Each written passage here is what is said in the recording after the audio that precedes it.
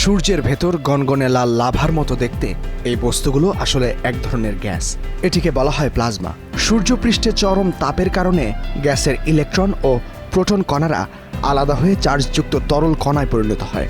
তবে আদতে এগুলো কণা নয়, বরং চার্জযুক্ত কণার তরল, যা আগ্নেয়গিরির লাভার মতো দেখায়, কিন্তু আসলে এটি চরম তাপীয় প্লাজমা। সূর্যপৃষ্ঠেও ঝড় ওঠে, একে বলা হয় সোলার স্টর্ম বা সৌরঝড়। সৌরঝড়ের সময় লাভার মতো দেখতে প্লাজমাগুলো যেন ঠিকরে বেরিয়ে আসে। এ সময় সূর্যপৃষ্ঠ থেকে বিপুল শক্তির ইলেকট্রন, প্রোটন ও তেজস্ক্রিয়তা নির্গত হয়। এই তেজস্ক্রিয়তায় থাকে রঞ্জন রশ্মি ও অতিবেগুনি রশ্মি। এই রশ্মি পৃথিবীতে পৌঁছালে তৈরি হয় বর্ণিল আলো, যার নাম অরোরা বা মেরুপ্রভা। এটি স্যাটেলাইট প্রযুক্তি ও টেলিযোগাযোগে বিঘ্ন ঘটায়। এ কারণেই সম্প্রতি মহাকাশের আন্তর্জাতিক স্পেস স্টেশন থেকে একটি নভোযানকে ফিরতে অন্তত 7 দিন অপেক্ষা করতে হয়েছে। সৌরঝড়ের কারণে তৈরি হওয়া চৌম্বক শক্তি এমনকি বিমান যোগাযোগেও বিঘ্ন ঘটাতে পারে। যুগ যুগ ধরে বিজ্ঞানীরা পৃথিবীর উপর সৌরঝড়ের প্রভাব সম্পর্কে বিস্তারিত জানার চেষ্টা করছেন, কিন্তু খুব বেশি তথ্য জানা সম্ভব হয়নি।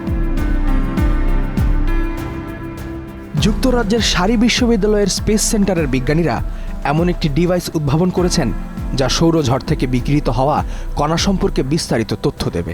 ডিভাইসটি বেলুনে ঝুলিয়ে আকাশের 30 কিলোমিটার দূরে পাঠানো হয়।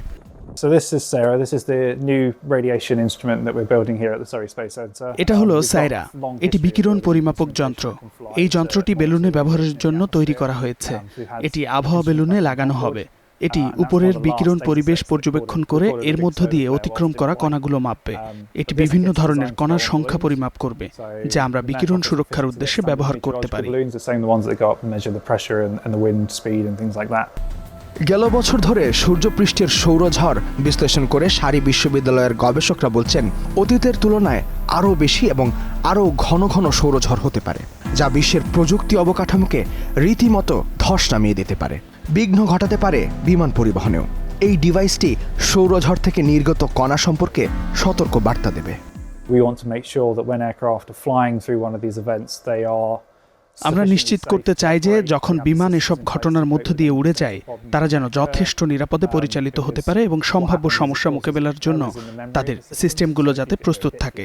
কারণ যা ঘটে তা হলো সৌরঝড় সিস্টেমগুলোর মেমোরিতে ভুল সৃষ্টি করে। যেমন কোনো ডাটা যদি হয় 0-1, এটি সেই ডাটাকে 1-0 দেখায়। এতে মারাত্মক সমস্যা হয়।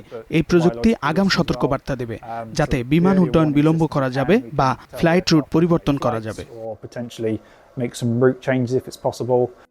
সম্প্রতি যুক্তরাষ্ট্র, অস্ট্রেলিয়া ও কানাডা সহ বিশ্বের বিভিন্ন দেশের আকাশে দেখা গেছে অরোরা বা মরুপ্রভা।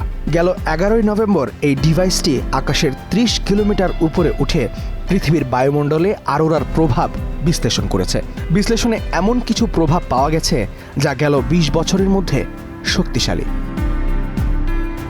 ইস্তেহাদুল মাহমুদ, স্টার নিউজ।